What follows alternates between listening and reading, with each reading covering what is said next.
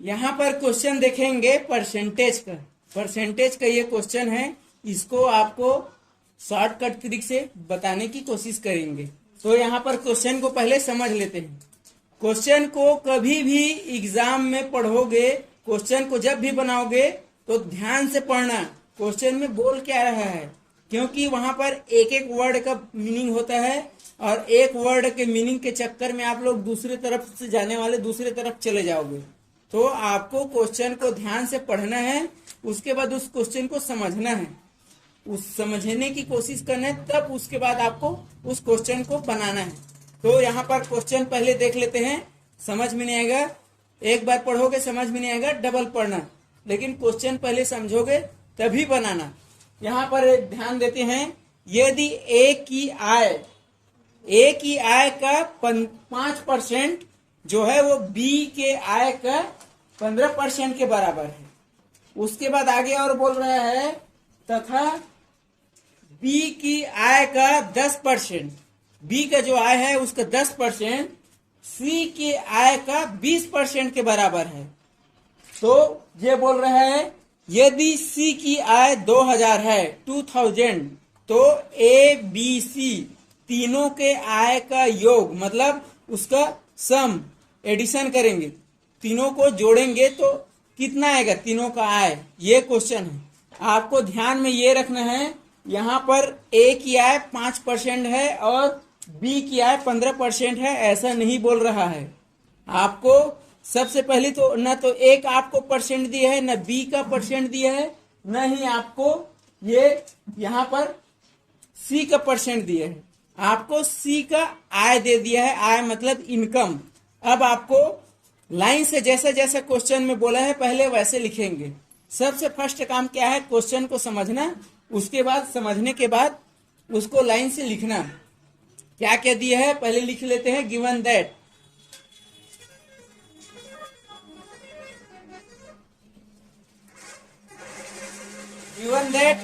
यहाँ पर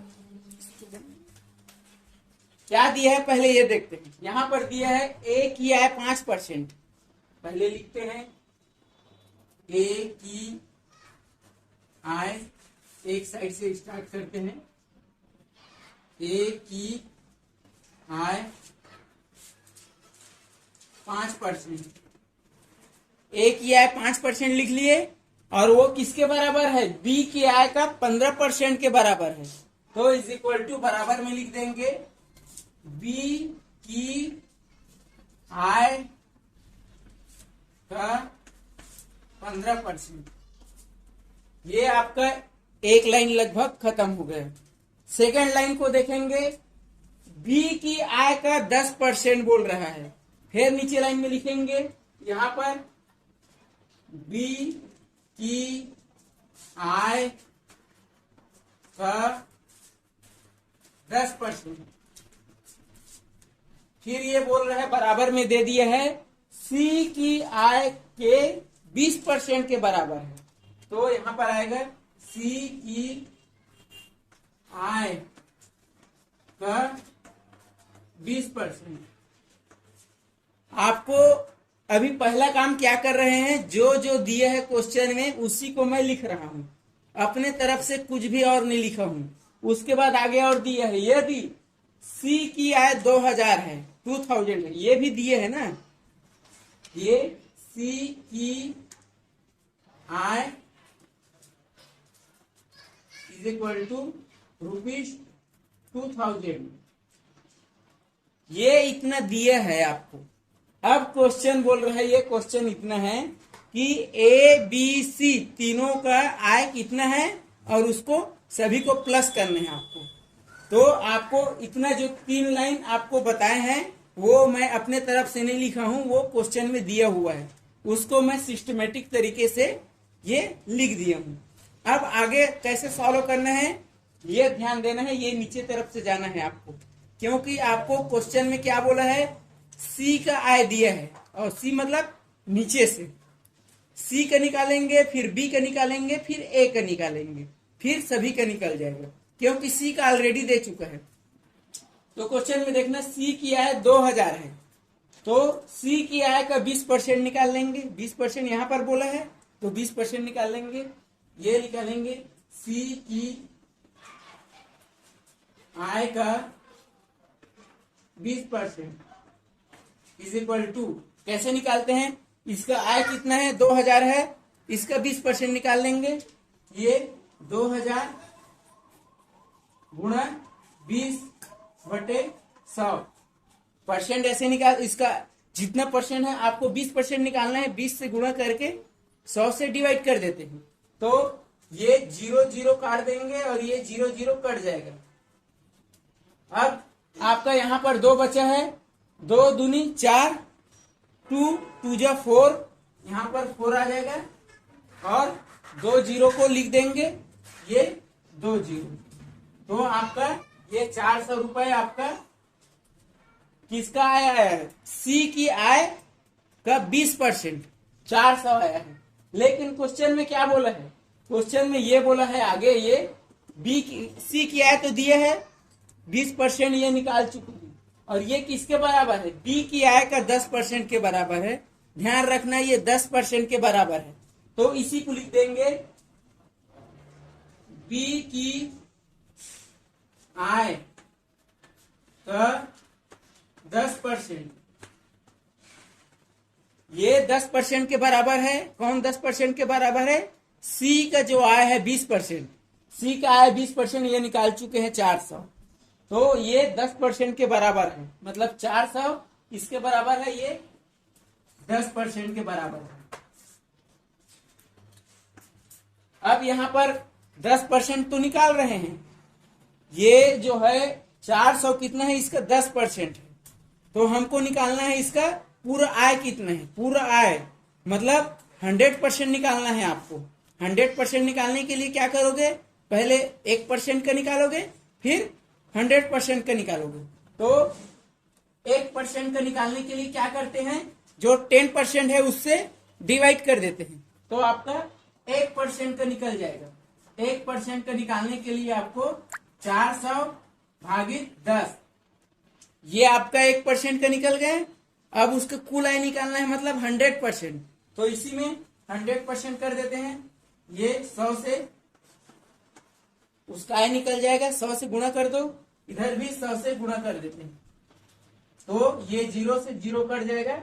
अब यहां पर क्या बचा देख लेते हैं, ये 4 है और ये 1 2 3 0 है, तो 1 2 3 ये।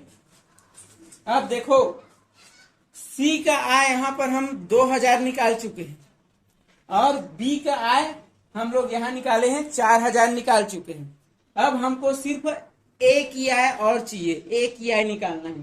तो क्वेश्चन के अनुसार क्या बोला है, बी की आय का 15% बोला है, तो बी की आय का 15% निकालेंगे फिर, क्योंकि ये 15% बोल रहे हैं ना, तो 15% निकालेंगे इसका।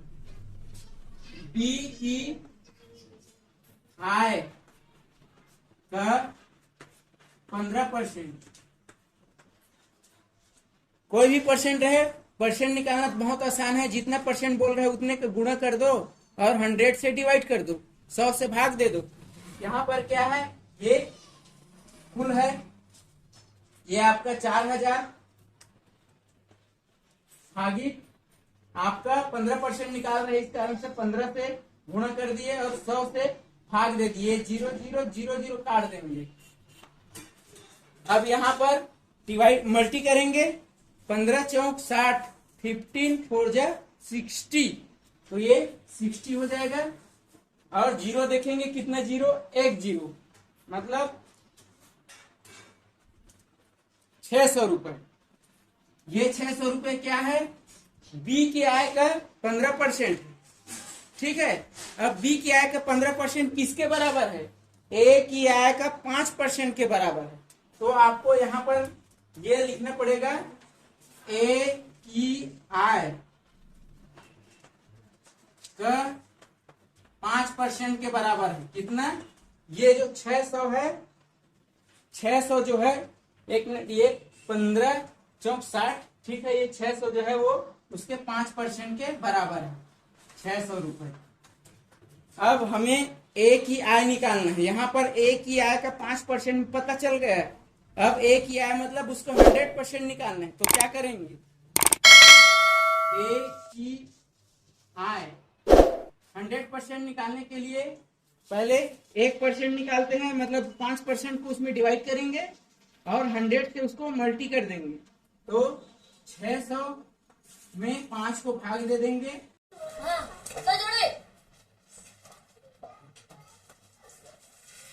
यहाँ पर देखेंगे ए की आय ये 600 में 20 को मल्टी किए हैं तो ये 12,000 आया है। अब देखेंगे ए की आय ए प्लस बी प्लस सी की आय। अब यहां से तो क्लियर हो जाएगा ए की आय कितना है 12,000, ये 12,000।